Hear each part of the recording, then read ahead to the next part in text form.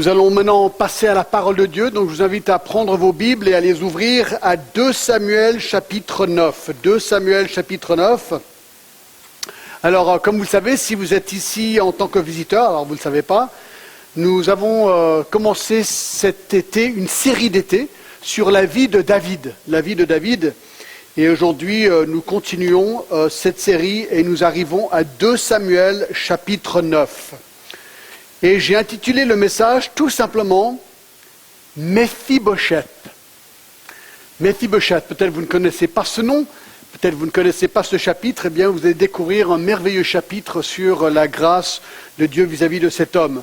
Le sous-titre, c'est « La grâce royale manifestée envers un perclus ».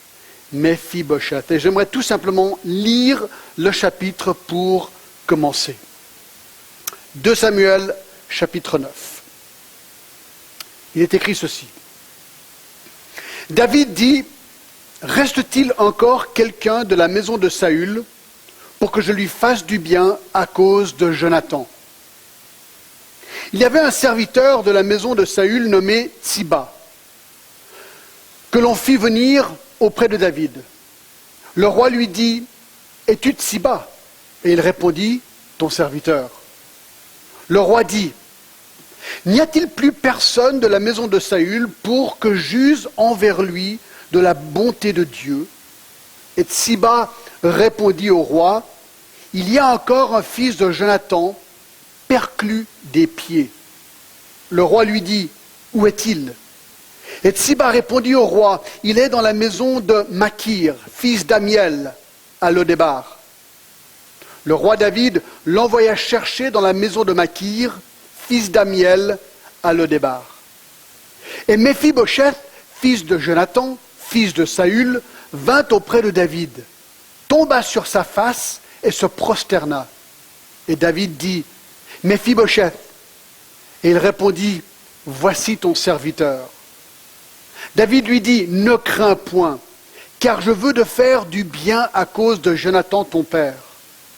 Je te rendrai toutes les terres de Saül ton père, et tu mangeras toujours à ma table. » Il se prosterna et dit, « Qu'est ton serviteur pour que tu regardes un chien mort tel que moi ?»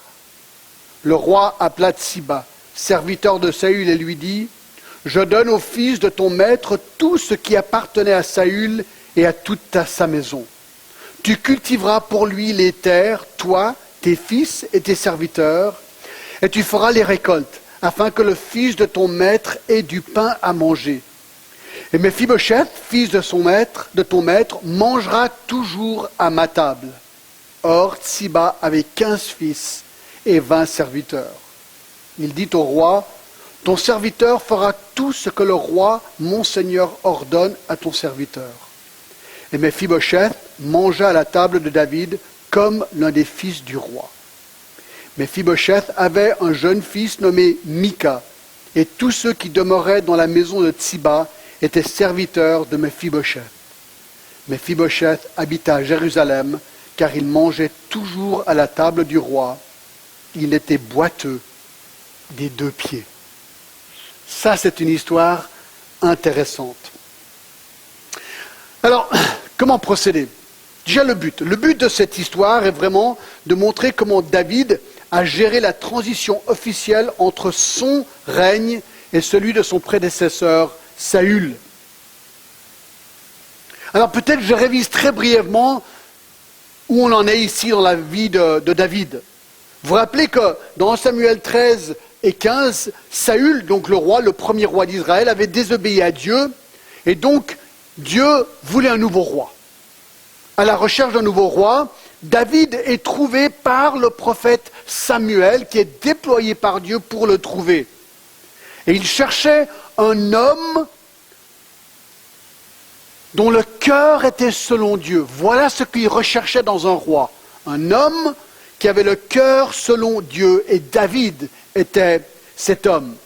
Alors David est, je dirais miraculeusement, parce qu'on voit la souveraineté de Dieu dans toute cette histoire, devient le harpiste, le musicien privilégié du roi Saül, qui le calme lorsqu'il est troublé par un esprit malin ou mauvais envoyé par Dieu. Ensuite, il y a une guerre entre les Philistins et Israël. Et il y a un géant qui s'appelle Goliath. Et personne n'arrive à vaincre ce géant. David arrive sur le champ et avec sa fronde réussit à tuer Goliath. Et d'un jour à l'autre, David devient un héros national. Mais Saül est jaloux. Il sait très bien que David est l'élu de Dieu qui va prendre sa place puisqu'on a déjà annoncé qu'il allait perdre son royaume. Et donc il devient jaloux et se dit, je vais essayer de me débarrasser de David. Et donc il déploie ses propres forces mais aussi celles de son armée et poursuit David pour le tuer. Mais il n'y arrive pas. David est clairement protégé de Dieu. Et en fait c'est David qui sauve la vie de Saül 2 fois. Et finalement, dans une dernière bataille, Jonathan et Saül, donc Saül c'est le roi, son fils Jonathan, qui était le meilleur ami de David, eh bien meurt. Et Saül se suicide en fait sur ce champ de bataille. Alors David apprend de la mort de Saül. Il est maintenant proclamé roi par Juda à Hébron, une ville là-bas. Et finalement, il y a des problèmes parce qu'il y a le reste du royaume de Saül qui se rebelle contre le nouveau royaume de David. Il y a ce royaume divisé entre Ish-Bosheth et David au sud. Bref, David prend Jérusalem, devient la capitale. Finalement, ces 2 camps, nord et sud, sont réunis sous David. Et vous vous rappelez, nous avons vu ça la semaine dernière, une des premières choses que David fait une fois qu'il est à Jérusalem, c'est d'amener l'arche de l'Alliance à Jérusalem, qui était, elle, loin depuis 60aine d'années. Donc cette arche de l'Alliance, qui représentait la présence même de Dieu, vient à Jérusalem. Et là, David réunit son royaume quelque part, politiquement, mais aussi religieusement. Et une des premières choses maintenant que David fait, dans son nouveau royaume, après avoir amené l'arche de l'Alliance, c'est ici, dans 2 Samuel 9, c'est de montrer grâce à cet homme Méphibosheth. Drôle d'histoire. Alors pourquoi est-ce que cette histoire est là et comment est-ce qu'on va la comprendre? Alors peut-être il faudrait commencer avec 1 Samuel 20. Allez avec moi à 1 Samuel 20. À partir du verset 14, vous vous rappelez que Saül donc n'aimait pas David, ils étaient ennemis, mais Saül avait un fils qui s'appelait Jonathan. Et Jonathan et David sont devenus très bons amis. Jonathan voyait très bien que Saül était un homme vraiment mauvais. Son papa était mauvais, son papa voulait tuer David. Et Jonathan savait que c'était une mauvaise chose et que ce n'était pas la volonté de Dieu. Et donc, à un moment donné, il lie amitié Jonathan et David. Et regardez ce qui se passe dans 1 Samuel 20 à partir du verset 14. D'accord ? Jonathan et David se parlent et il dit « Si je dois vivre encore, veuille user envers moi de la bonté de l'Éternel. Et si je meurs, donc c'est Jonathan qui parle, et si je meurs, il dit à David, ne retire jamais ta bonté envers ma maison, pas même lorsque l'Éternel retranchera chacun des ennemis de David de dessus la face de la terre. Car Jonathan a fait alliance avec la maison de David, que l'Éternel tire vengeance des ennemis de David. » Donc il y a une promesse qui se fait au verset 42 encore, et Jonathan dit à David, « Va en paix, maintenant que nous avons juré l'un et l'autre au nom de l'Éternel en disant que l'Éternel soit à jamais entre moi et toi, entre ma postérité et ta postérité. » Jonathan dit à David, « Écoute David, quand toi tu es roi, tu es dans les droits d'éliminer tes ennemis liés à Saül. Donc tu pourrais à la limite détruire toute la lignée de ma famille. S'il te plaît, ne le fais pas. Que mon nom et le nom de ma famille au moins demeurent. » Et donc David lui dit, « Ok, parce que tu as été un ami pour moi, c'est exactement ce que je vais faire. » Regardez encore 1 Samuel 24, à partir du verset 17.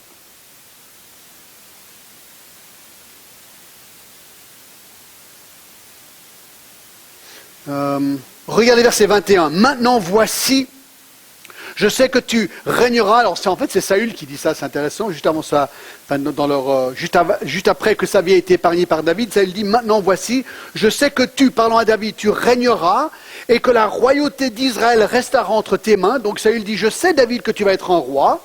Jure-moi donc par l'Éternel que tu ne détruiras pas ma postérité après moi et que tu ne retrancheras pas mon nom de la maison de mon père. » David le jura à Saül. Donc le contexte de notre texte d'aujourd'hui est une promesse.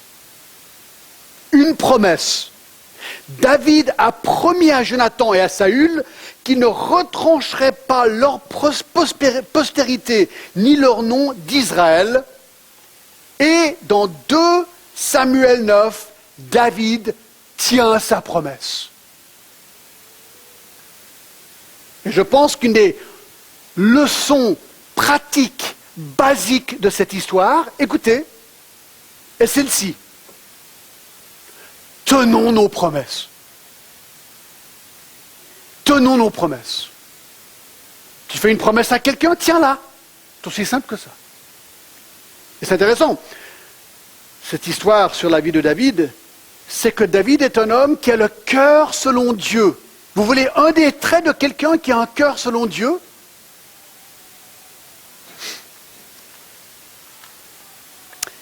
C'est quelqu'un qui tient ses promesses. Quelqu'un qui tient ses promesses. Le 9e commandement dit « Tu ne porteras point de faux témoignages contre ton prochain. » Tu ne mentiras pas. De ne pas tenir une promesse, quelque part, c'est un mensonge.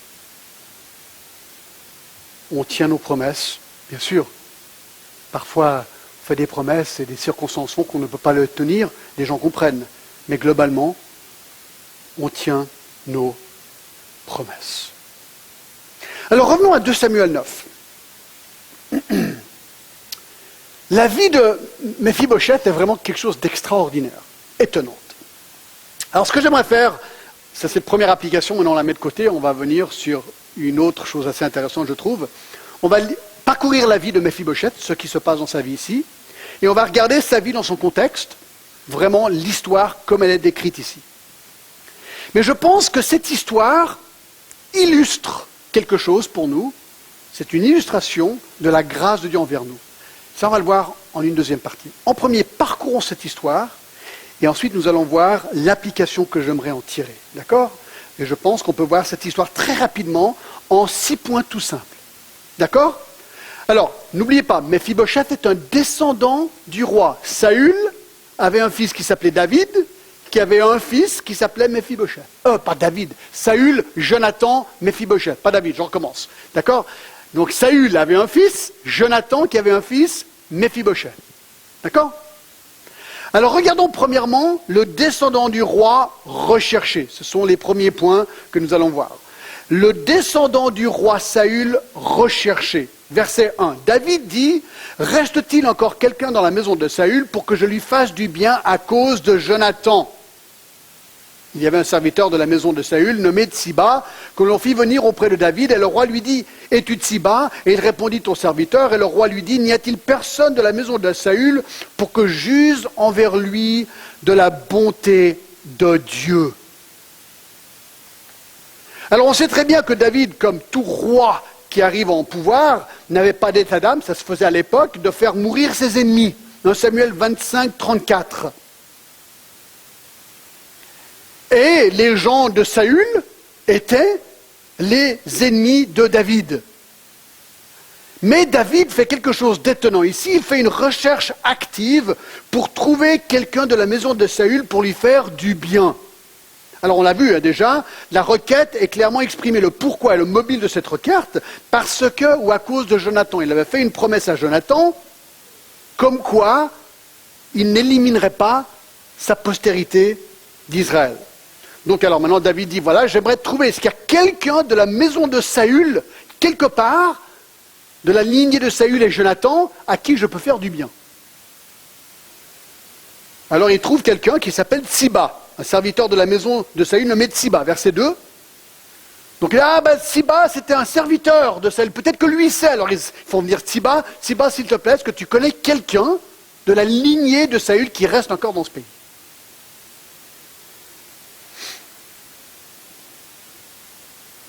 Alors c'est intéressant, on voit dans le verset 3 que même la requête de David, David la reconnaît comme étant de Dieu.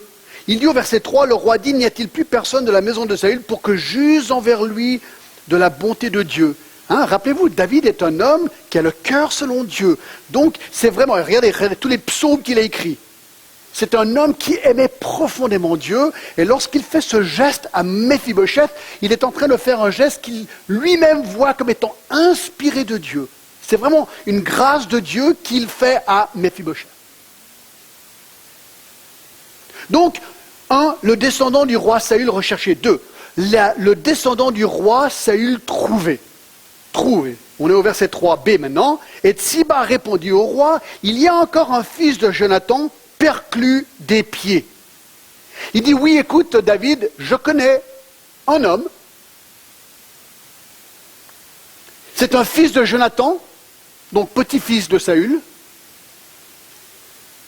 et il est perclus des pieds. Alors, qu'est-ce qu'on apprend de lui? Alors, premièrement, qu'il est fils de Jonathan, petit-fils de Saül. Son nom intéressant, Bosheth, veut dire honte. Méphibosheth, apparemment élimineur ou éliminateur, je ne sais pas comment on dit ça, celui qui élimine la honte.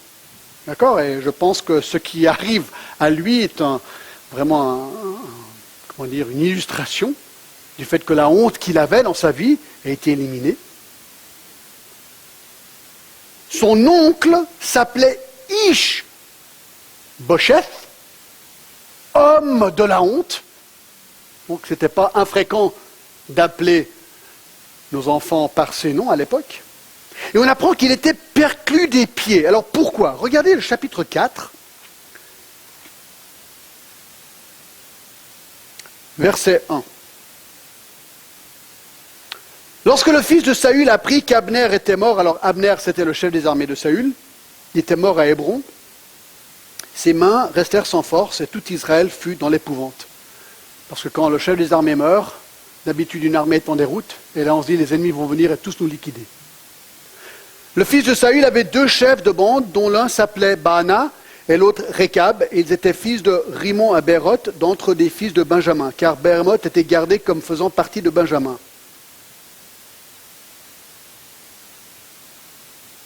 Et les Bérothiens s'étaient enfuis à Gitaïm, où ils ont habité jusqu'à ce jour. Verset 4. Jonathan, fils de Saül, avait un fils perclus des pieds et âgé de 5 ans. Lorsqu'on arriva de Gisraël, la nouvelle de la mort de Saül et de Jonathan, sa nourrice le prit et s'enfuit, et comme elle précipitait sa fuite, il tomba et resta boiteux. Son nom était Méphibosheth. Donc, ce qui s'est passé, c'est que Jonathan avait un jeune fils, et lorsque Jonathan et Saül ont appris leur mort, tout le monde a eu peur. Comme quoi, maintenant, toute la famille allait être éliminée. Donc la nourrice prend cet enfant, part en courant, à un moment donné elle tombe, et ce petit enfant tombe et de manière permanente se blesse les pieds, et il devient perclus ou boiteux. Il n'a pas pu être guéri. Donc voilà pourquoi il était perclus des pieds et connu ainsi. Alors maintenant, on apprend plusieurs choses aussi dans ce récit, qu'il était probablement pauvre. On est de retour dans 2 Samuel 9. Il était chez un certain Makir, le fils d'Amiel. Ça veut dire qu'il n'avait apparemment aucun moyen de gagner sa vie. Il était hébergé chez quelqu'un, fils de Makir. Makir, fils d'Amiel. On a aussi l'impression qu'il était fugitif. De la maison de Makir, fils d'Amiel, à Lodébar. Et à Lodébar, c'est à l'est du Jourdain, en Jordanie aujourd'hui, à 15 km au sud-est de la mer de Galilée. Probablement, il avait fui. Probablement. Il fuyait le nouveau régime. Apparemment, il était vraiment oublié. Personne n'était au courant de son existence, sauf Tsiba.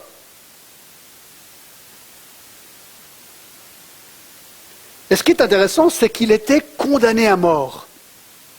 Alors, le grand-père de Méphibosheth, on l'a déjà dit, était Saül. vous rappelez que Saül avait refusé d'obéir à Dieu, avait recherché sa propre gloire. Dieu l'a rejeté des trois, s'est suicidé, on l'avait vu. Ce qu'il faut savoir, c'est que lorsque Saül est mort, son oncle, donc l'oncle de Méphibosheth, s'appelait Ish-Bosheth. Je sais que c'est compliqué, d'accord? Il y avait un oncle, Ish-Bosheth. J'y arriverai. Ish-Bosheth, d'accord? Un autre fils de Saül. Et lui n'a pas été tué ce jour-là, lorsque Saül est mort. En fait, lui, Ish-Bosheth, a commencé à régner en Israël à la place de son père Saül, sous la protection des chefs des armées de Saül, Abner. Donc lui, il a pris le pouvoir de son père, il est monté au nord pour garder ce pouvoir. Et donc il y avait une guerre entre la maison de Saül avec Ish-Bosheth au nord et David au sud.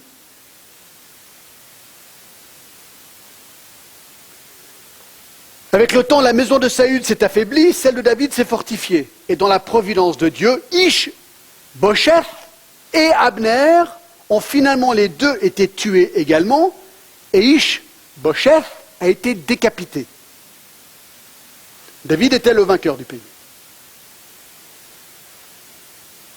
Alors maintenant que David est roi sur tout le pays, il était juste pour lui d'éliminer tous les descendants de son rival Saül, comme le faisaient tous les rois à l'époque.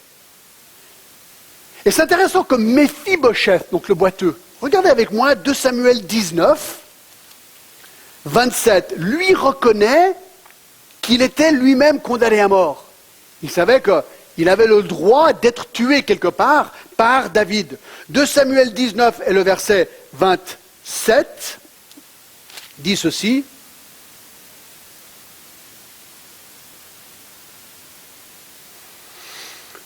Il a calomnié ton serviteur auprès de mon Seigneur le roi, mais mon Seigneur le roi est comme un ange de Dieu, fais ce qui te semblera bon. Et regardez verset 24, c'est bien Méphibosheth qui parle. Car tous ceux, verset 28, de la maison de mon père n'ont été que des gens dignes de mort devant le roi mon Seigneur, et cependant tu as mis ton serviteur au nombre de ceux qui mangent à ta table. Quel droit puis-je encore avoir et qu'ai-je à demander du roi? C'est intéressant que Méphibosheth lui-même dit, David, tu as le droit de mettre à mort la famille de Saül. Et tu as le droit de me mettre à mort. Mais pour une raison que je ne comprends pas aujourd'hui, tu m'as épargné. Donc, on apprend tout simplement que Méphibosheth était aussi un condamné à mort. Et c'est là où cette histoire est d'autant plus extraordinaire, car la grâce du roi a été faite auprès d'un condamné à mort. 3, on revient à 2 Samuel 9. 3, le descendant du roi escorté. Alors, imaginez que vous êtes Méphibosheth, vous êtes là-bas dans le désert, tout d'un coup, quelqu'un frappe à la porte. Oui, on cherche Méphibosheth. Oui, c'est moi. Le roi David veut te voir. Il y a son monde qui s'écroule. Lui, il est sûr d'une chose. Son jour de mort vient d'arriver. Il a été débusqué son ennemi, il l'a trouvé, vient décapité, comme ton oncle.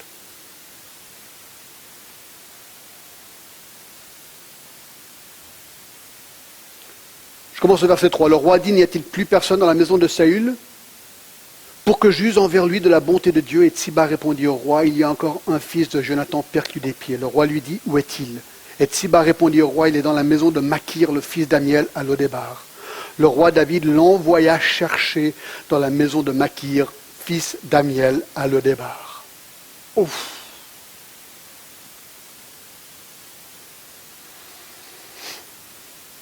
Alors, regardez ce qui se passe. Et Méphibosheth, fils de Jonathan, fils de Saül, vint auprès de David. Moi, je me suis arrêté pour essayer de me dire, mais qu'est-ce qui se passait dans sa tête pendant ce voyage? La peur, quoi.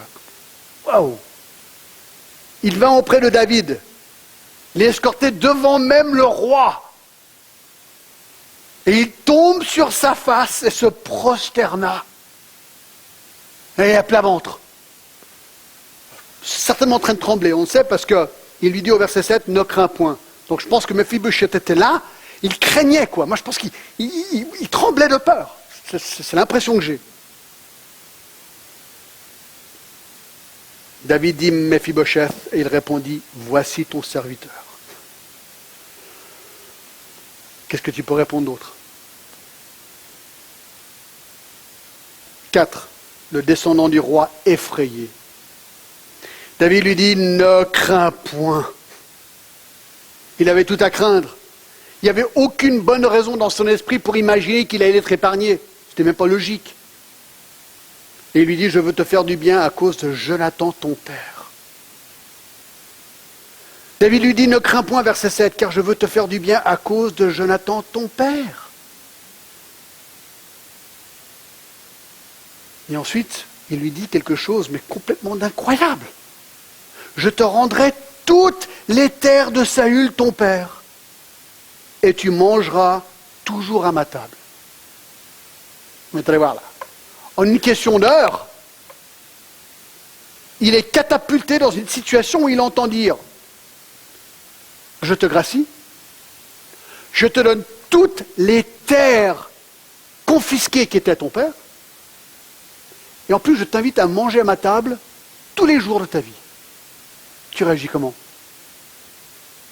Tu dis « Non mais ça va, il doit y avoir une grosse erreur là. » Est-ce que vous, écoutez, monsieur le roi, franchement, là, il y a une très grosse erreur. Est-ce que vous comprenez ce que vous êtes en train de me dire?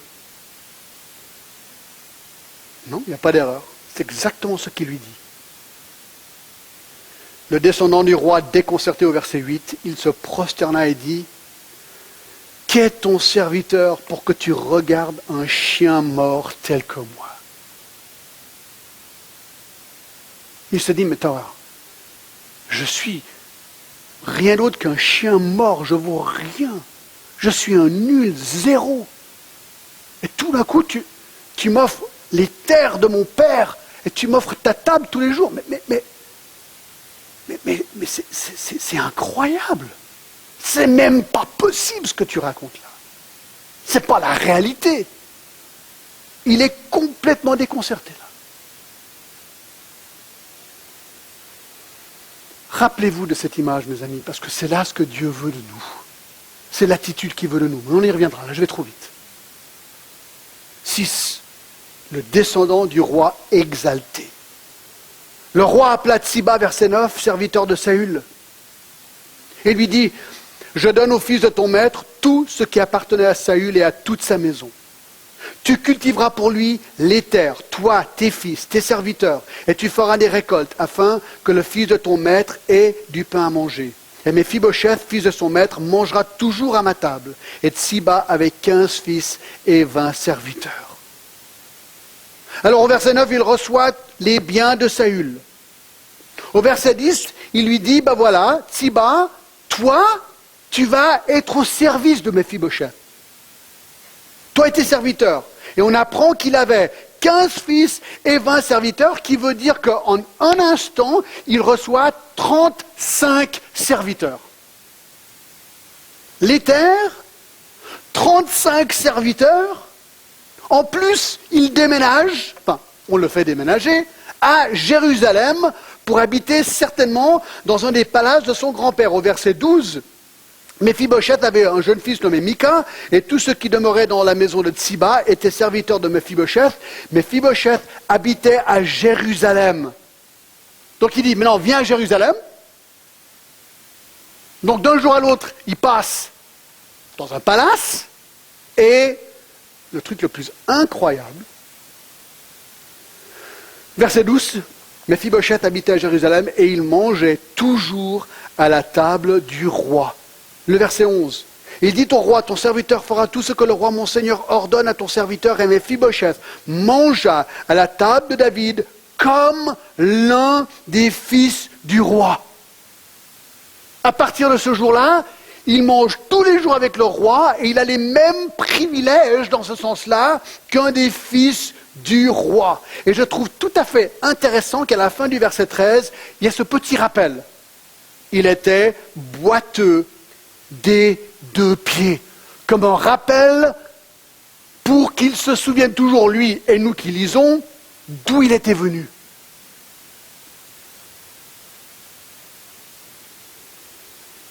Et voilà l'histoire de Méphibosheth, le boiteux, qui est catapulté par la grâce du roi David dans le palace du roi, à manger à sa table tous les jours. Récit historique qui est dans 2 Samuel 9. Alors, comment appliquer ce récit dans nos vies? Eh bien écoutez, je pense qu'il est assez simple à appliquer. Ce récit est un récit historique d'un roi qui fait grâce à un homme handicapé à cause d'une promesse faite à son ami Jonathan. Mais cette histoire est aussi une illustration phénoménale de la grâce de Dieu qui est montrée à chaque pécheur, à chaque homme et femme dans le monde. C'est une illustration. Lorsque ce texte a été écrit, la personne qui l'écrivait ne se disait pas « Tiens, c'est une illustration de la grâce de Dieu ». C'est maintenant avec le recul, lorsque nous voyons ce que Christ a fait pour nous, que nous pouvons voir que cette histoire est comme une parabole. Ce n'est pas une parabole, c'est un récit historique, mais une illustration de cette grâce de Dieu vis-à-vis de nous. Et c'est ce que j'aimerais vous montrer maintenant. Et si vous êtes ici ce matin, écoutez-moi bien. Si vous êtes ici et vous ne connaissez pas Christ, peut-être vous êtes là en tant que visiteur, peut-être que vous êtes en train de découvrir la Bible, peut-être vous êtes en train de découvrir qui est Jésus-Christ, peut-être vous regardez avec un petit peu de suspicion les chrétiens, les évangéliques, je ne sais pas trop ce que c'est. Je suis tellement content que vous soyez là ce matin. Parce que cette histoire va vous expliquer, va vous illustrer ce que Dieu a fait pour chacun de nous qui connaissons Christ personnellement, qui avons une relation personnelle avec Dieu. Donc écoutez, et voyez si vous comprenez ce que Dieu fait pour nous et veut faire pour vous aussi. D'accord? Moi je pense que ce récit nous illustre 7 merveilleuses composantes de la grâce de Dieu à notre égard. Et la grâce c'est quoi? La grâce c'est la faveur imméritée de Dieu. Nous avons hérité d'une faveur imméritée de Dieu, c'est le salut. Je vais vous l'expliquer, d'accord? Regardez, c'est vraiment intéressant. Premièrement, ce récit illustre très bien le fait que la grâce de Dieu est divine. La grâce de Dieu est divine. Notre salut est une chose qui est originaire de Dieu, pas de l'homme. On le voit bien, ici l'illustration est bonne. C'est David qui fait une recherche pour trouver Méphibosheth, pour lui faire du bien, à cause de cette alliance qu'il avait faite avec Jonathan. Mais c'est David qui va chercher Méphibosheth. Ce n'est pas Méphibosheth qui va chercher David. Et c'est un peu pareil ici, avec la grâce de Dieu. Moi, quand j'ai rencontré Jésus-Christ à l'âge de 19 ans, je ne cherchais pas Dieu. Du moins, je ne pensais pas que je le recherchais. Je me posais des questions par rapport à Dieu. C'est vrai, j'étais là-bas, je voyageais en Inde, je m'amusais, je regardais, je sondais ce qui se passait à droite et à gauche, mais je n'ai pas l'impression que j'étais sur une recherche concrète de Dieu. Mais Dieu m'a trouvé, Dieu m'a cherché. Je vous donne quelques exemples de versets. Par exemple, dans Jean 15 et le verset 16, il est dit ceci. Jésus dit, « Ce n'est pas vous qui m'avez choisi, mais moi, je vous ai choisi et je vous ai établi. » Jésus dit clairement, « Je vous ai choisi. » Regardez encore, bien écoutez, Jean 6, 44. Jean 6, 44. Jésus dit ceci. Nul ne peut venir à moi si le Père qui m'a envoyé ne l'attire. Et je le ressusciterai le dernier jour. Jésus, le Fils de Dieu, dit, écoutez, personne ne peut venir à moi, Jésus-Christ, pour le salut, à moins que le Père l'attire. Mais c'est trop génial. Dieu fait le travail dans un cœur, Dieu met dans un cœur ce désir de le découvrir. Jean 6, 37 dit ceci. Tous ceux que le Père me donne viendront à moi, et je ne mettrai pas dehors celui qui vient à moi.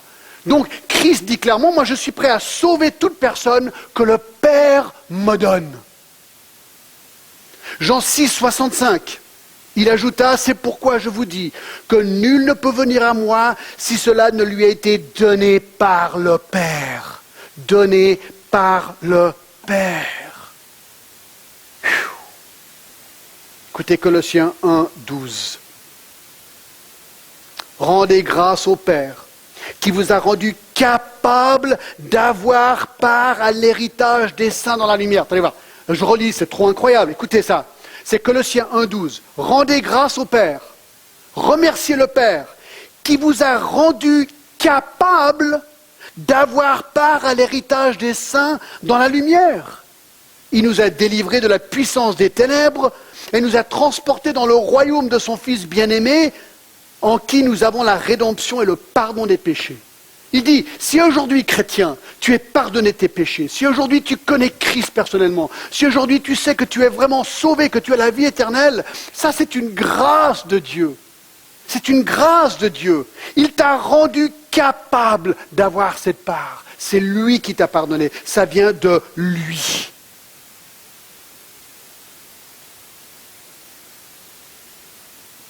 Et donc ça c'est important de le savoir, mes amis.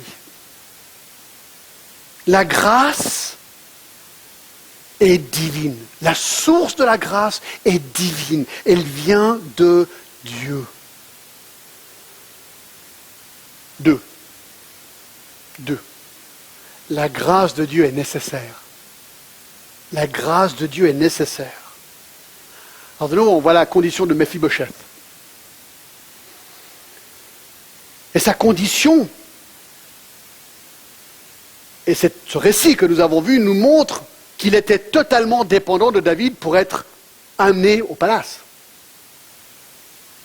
Sa condition était telle qu'il ne pouvait absolument rien faire de lui-même pour accéder à ce palace. Il était fils de la malédiction, il était petit-fils de Saül, ça tombe mal. Car la famille de Méphibosheth était ennemi numéro 1 du roi. Il est né dans cette condition. Il ne l'a pas recherché, c'est comme ça. Il est né ennemi. De par sa lignée. C'est intéressant ça, non?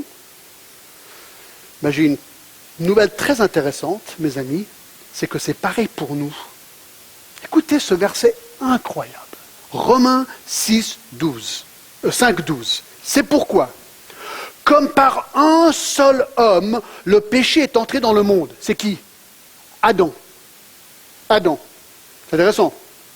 Paul dit que le péché est rentré dans le monde par un seul homme, qui veut dire qu'il croyait dans l'historicité d'Adam. Adam, c'était vraiment un gars. Et Ève, c'était vraiment quelqu'un. D'accord? Et par lui, le péché est rentré dans le monde. Donc je continue. C'est pourquoi, comme par un seul homme, le péché est entré dans le monde, et par le péché la mort, et qu'ainsi la mort s'est étendue sur tous les hommes, parce que tous ont péché.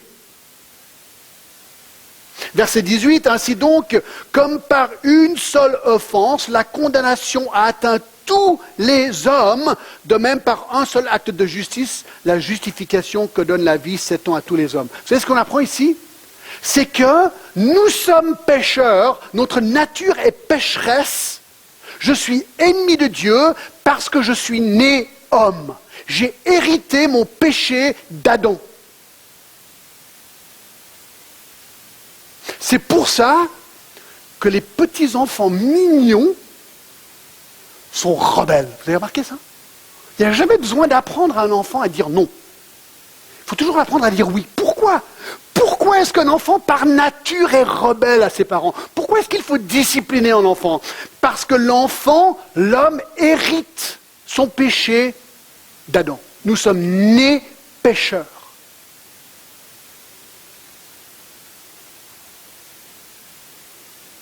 Vous dites, mais c'est pas juste. Ah, c'est une question intéressante. Je ne vais pas pouvoir la répondre comme ça en une phrase, sauf dire ceci. Si tu avais été Adam ou Ève, tu aurais fait pareil. Voilà. Ça, c'est la réponse. Tu aurais fait pareil. Nous sommes pécheurs. C'est intéressant. Le nom de Méphibosheth était le nom de honte. Il était un fils de honte. Surtout un perclus à l'époque. C'est intéressant, lorsque Adam et Ève ont péché, Genèse 3,7, les yeux de l'un et de l'autre s'ouvrirent et ils connurent qu'ils étaient nus. Ayant cousu des feuilles de figuier, ils s'en firent des ceintures. Alors ils entendirent la voix de l'Éternel Dieu qui parcourait le jardin vers le soir, et l'homme et sa femme se cachèrent loin de la face de l'Éternel. Ils ont eu honte et ils se sont cachés loin de Dieu. L'homme né pécheur, l'homme est né dans la honte, l'homme est né rebelle à Dieu. Romains 3, 23 nous le dit. Car tous ont péché et sont privés de la gloire de Dieu. Écoutez, si vous n'êtes pas convaincus, à partir du verset 9 de Romains 3, quoi donc? Sommes-nous plus excellents? Plus excellents? Nullement. Car nous avons déjà prouvé que tous, juifs et grecs, sont sous l'empire du péché. La Bible dit que nous sommes sous l'empire du péché. Tu fais partie d'un empire, tu es dedans, tu es pécheur. Même si tu n'aimes pas entendre ça, c'est vrai. D'accord? Selon ce qu'il est écrit, il n'y a point de juste, pas même un seul. Pas un seul homme ou femme sur terre peut dire « c'est pas vrai, John, moi je suis juste faux ». Si tu dis ça, tu es un menteur, nous dit 1 Jean 1,8. Non, nous sommes pécheurs, il n'y en a même pas un qui n'est pas pécheur. Nul n'est intelligent, nul ne cherche Dieu, tous sont égarés, tous sont pervertis. Il n'y en a aucun qui fasse le bien, pas même un seul vous dit « mais attends, moi je fais quand même du bien ». Je paye mes impôts, c'est bien ça. Oui, c'est très bien vis-à-vis de l'homme. Très bien, payez vos impôts. Ça, on reviendra dans Romains 13, d'accord? Mais vis-à-vis de Dieu, non. Rien en toi plaît à Dieu, car tu es pécheur.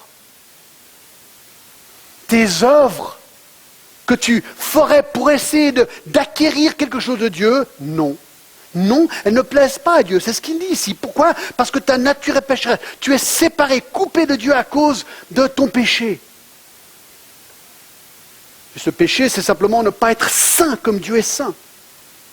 Il n'y en a aucun qui fasse le bien, pas même un seul. Leur gosier est un sépulcre ouvert. Ils servent que leur langue pour tromper. Et sous leurs lèvres est un venin d'aspic. Leur bouche est pleine de malédiction et d'amertume. Ils ont les pieds légers pour répandre le sang. La destruction et le malheur sont sur leur route. Ils ne connaissent pas le chemin de la paix. La crainte de Dieu n'est pas devant leurs yeux.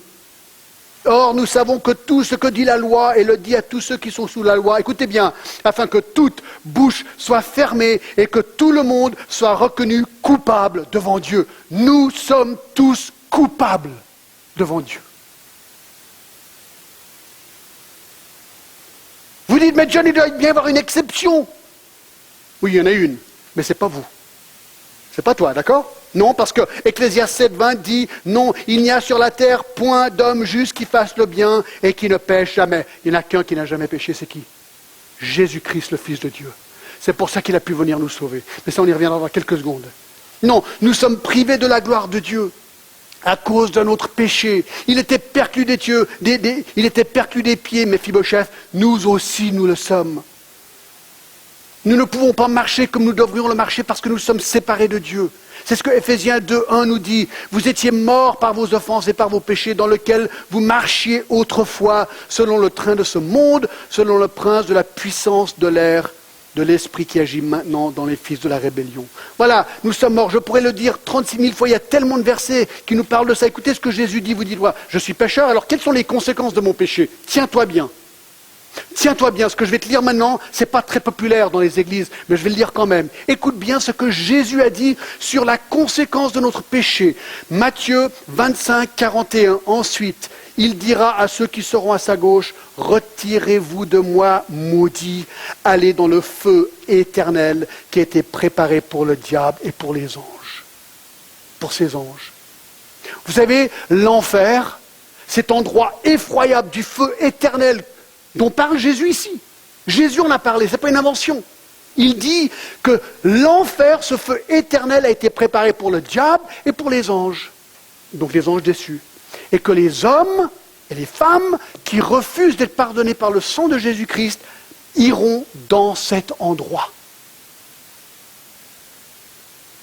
Verset 46, et ceux-ci auront au châtiment éternel, mais les justes se justifiés par le sang de Jésus-Christ à la vie éternelle. Il y a un choix, mes amis, il y a un choix. Il y a la vie éternelle qui est donnée à ceux qui, par le sang de Christ, sont pardonnés, ils recevront la table du roi, mais ceux qui refusent resteront dans leur état de péché, coupés de Dieu pour toute l'éternité, et iront à cet endroit de souffrance éternelle.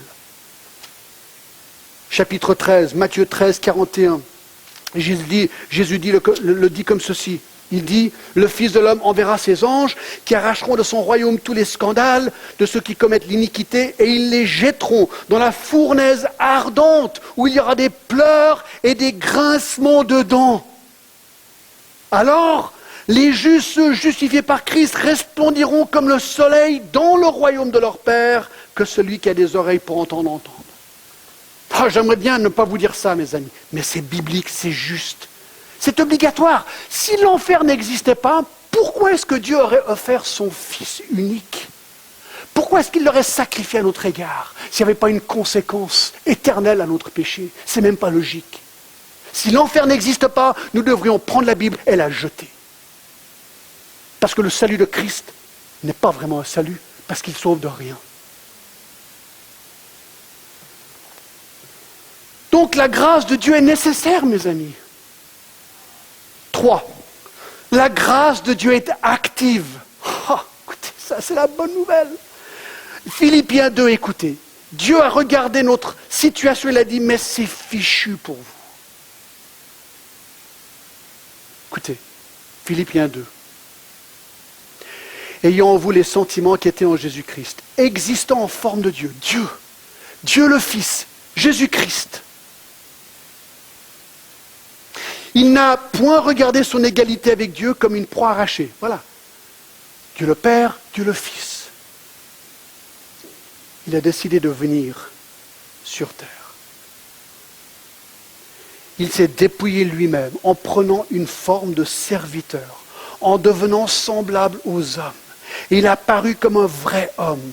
Et il s'est humilié lui-même, se rendant obéissant jusqu'à la mort, même jusqu'à la mort de la croix. Le Fils de Dieu est devenu un homme, il a dit, je t'aime, donne-moi ton péché. Alors, il a pris mon péché sur lui, il a dit, je vais mourir à ta place. Je vais prendre la conséquence de ton péché à ta place. Il a été crucifié sur une croix. Le Fils de Dieu crucifié sur une croix. C'est incroyable.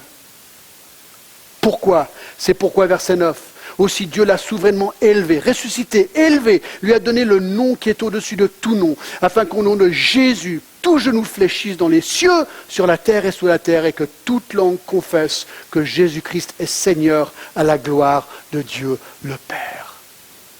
C'est ça la grâce de Dieu, elle est active. Dieu nous a aimés, il est venu nous chercher. Il a fait exactement ce que David a fait pour Mephibosheth. Va le chercher et amène-le. Et moi, ce jour en Inde, le 2 novembre 1976, là, dans la rue, clac, je rencontre un missionnaire, de manière totalement inattendue. Il me dit, John, tu vas droit en enfer. Je dis, quoi? Tu vas droit en enfer. Il m'a montré Jean 3,16, il m'a dit, Christ est mort pour toi, repens-toi, et laisse Christ te pardonner. J'ai dit, ok. Et là, dans la rue, Dieu a pardonné mon péché. Il m'a donné la vie éternelle. Est-ce que je cherchais? Pas que je sache. Mais lui m'a trouvé. Voyez-vous, la grâce de Dieu elle est active. Et peut-être ce matin, c'est toi. Peut-être tu dis, mais qu'est-ce que je fais là? Pourquoi est-ce que je suis en train d'écouter ce message? Peut-être tu es en train d'écouter sur le site ou à la radio, je ne sais pas trop quoi. Ou peut-être tu es ici ce matin et tu dis, mais pourquoi je suis là? Pourquoi est-ce que j'écoute ce message? Peut-être que Dieu est en train de te chercher. Peut-être que c'est maintenant le moment où tu vas dire, oui, Christ, c'est maintenant. Je fuis de ta présence, j'ai honte de toi, mais maintenant tu me ramènes à toi. Oh Seigneur Jésus-Christ, maintenant je veux croire en toi. Donne-moi le pardon de mes péchés, donne-moi la vie éternelle maintenant. Voyez-vous, la grâce de Dieu est active. 4, la grâce de Dieu est inattendue. Inattendue. En fait, je voulais vous montrer ce beau verset. Écoutez ça, c'est trop beau. Matthieu 11, 28. Écoutez ce que Jésus dit. Matthieu 11, 28. Venez à moi, vous tous qui êtes fatigués et chargés, et je vous donnerai du repos. Tu veux du repos pour ton âme? T'es fatigué, t'es chargé, t'en as marre. Ton péché, t'en as marre. Tu vois ton cœur noirci, t'arrives rien à faire pour le défaire. Moi, je te donne la clé. C'est pas moi qui te la donne, c'est Jésus-Christ. Il dit, je veux rentrer dans ton cœur, je débloquerai ce cœur.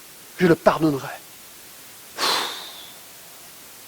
Et cette grâce de Dieu inattendue. Je pense à l'apôtre Paul. Il persécutait les chrétiens dans le désert. Clac! Le Seigneur l'a touché. Je pensais à Matthieu dans Matthieu 9,9. Matthieu, c'était un traître, un juif qui faisait payer les impôts aux juifs pour les Romains. Et tout d'un coup, Jésus, schlac, il l'a eu. Enfin, il l'a eu, on se comprend, d'accord. Mais il l'a transformé, cet homme. Il est devenu un des auteurs du Nouveau Testament. On pense au Joëlier dans Acte 16. Il emprisonne Paul. Il commence à chanter dans la prison, il n'y comprend rien. Tout d'un coup, il y a un tremblement de terre, il y a toutes les portes qui s'ouvrent.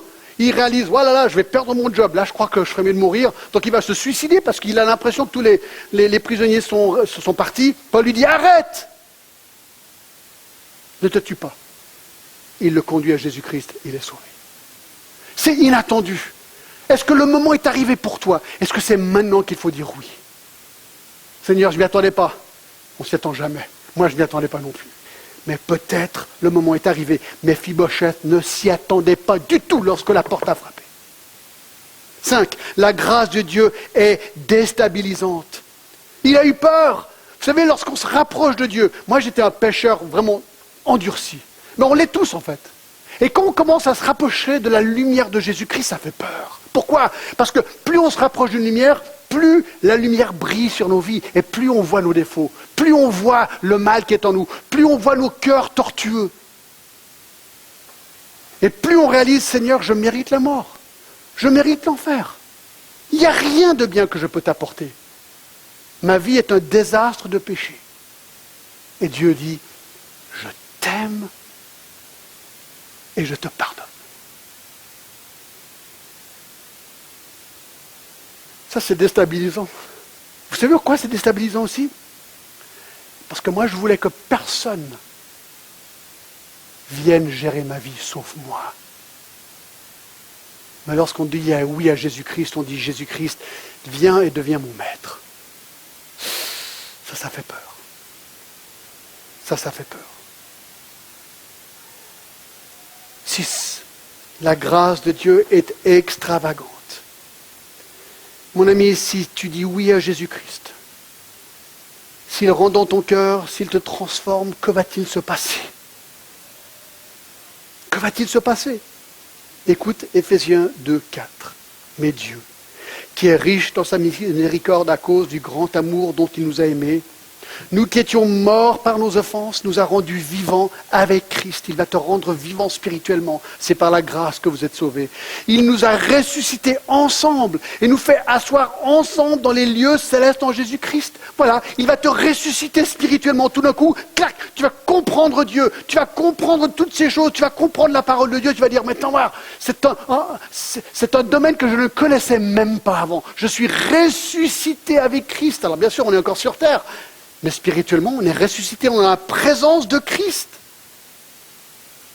Et on va faire partie un jour, alors maintenant c'est vraiment dans l'avenir, des festins des noces. C'est vraiment génial parce que Méphibosheth arrive à la table de David.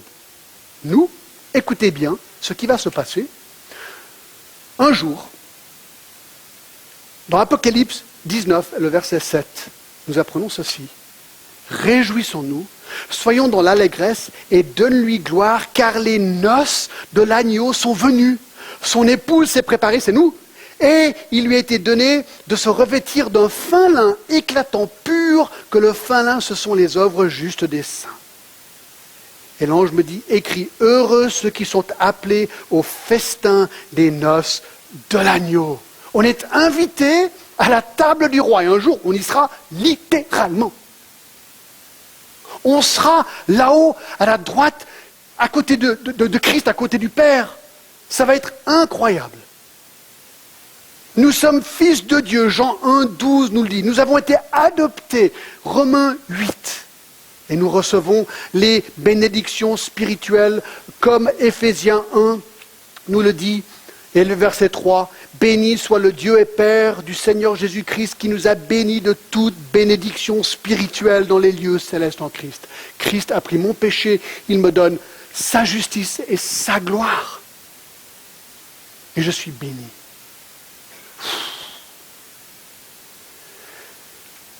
Et là, je touche simplement sur le sujet. La grâce de Dieu est extravagante, extravagante. Et dernière chose, la grâce de Dieu est disponible. Elle est disponible. Elle est disponible. Aujourd'hui. Aujourd'hui. Matthieu 7, 7. Demandez et l'on vous donnera. Cherchez et vous trouverez. Frappez et l'on vous ouvrira. Comment est-ce que ça marche? Je ne sais pas trop. Honnêtement, Dieu, tout vient de Dieu, c'est le premier point. Dieu me cherche, il me trouve. Il me donne la capacité même de croire. Mais là, je suis appelé à croire. Jean 3,16, car Dieu a tant aimé le monde qu'il a donné son Fils unique, afin que quiconque croit en lui ne périsse pas, mais qu'il ait la vie éternelle. Tout ce que je peux te dire, c'est que tu dois à un moment donné croire. Qu'est-ce que ça veut dire? Tu dois recevoir Jésus-Christ comme Seigneur et Sauveur. Jean 1,12 nous le dit comme ceci. Mais à tous ceux qui l'ont reçu, qui croient en son nom, il a donné le pouvoir de devenir enfants de Dieu. À un moment donné, je dois dire Jésus-Christ. Jésus-Christ. C'est ce que j'ai fait moi ce jour-là en Inde. Écoute, je ne sais pas si je comprends tout. Mais je crois que c'est vrai. Maintenant, je te demande, rentre dans ma vie. Pardonne mon péché. Et donne-moi la vie éternelle. Maintenant. Si tu fais ça, la Bible dit que Christ, lui-même, rentrera dans ta vie, effacera tes péchés, tous, et te donnera la gloire de son royaume, gratuitement. Comme pour Méphibosheth. En un jour à l'autre, catapulté de la misère de ton péché à la table du roi.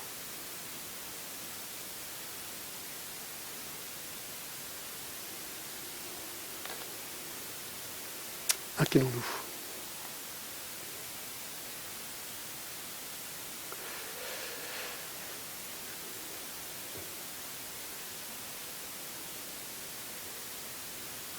Moi, j'aimerais bien il y avait encore un dernier chant. On peut faire le dernier chant, c'est possible? Ce serait bien, on va le faire avant de nous quitter. Voilà, j'aimerais vraiment qu'on soit dans une attitude de prière. Peut-être qu'il y a quelqu'un ce matin qui a vraiment été touché par ce message, qui réalise que peut-être ce jour, c'est le jour où ils doivent dire oui à Christ. Seigneur, il y a peut-être des Méphibosheth aujourd'hui qui écoutent. Mais Seigneur, tu es venu les chercher. Seigneur, moi je te prie que pendant ce chant, qui nous parle de la grâce de Dieu, pendant ce chant, ils disent oui à Christ. Fais ton œuvre dans leur cœur maintenant, Seigneur. Amen.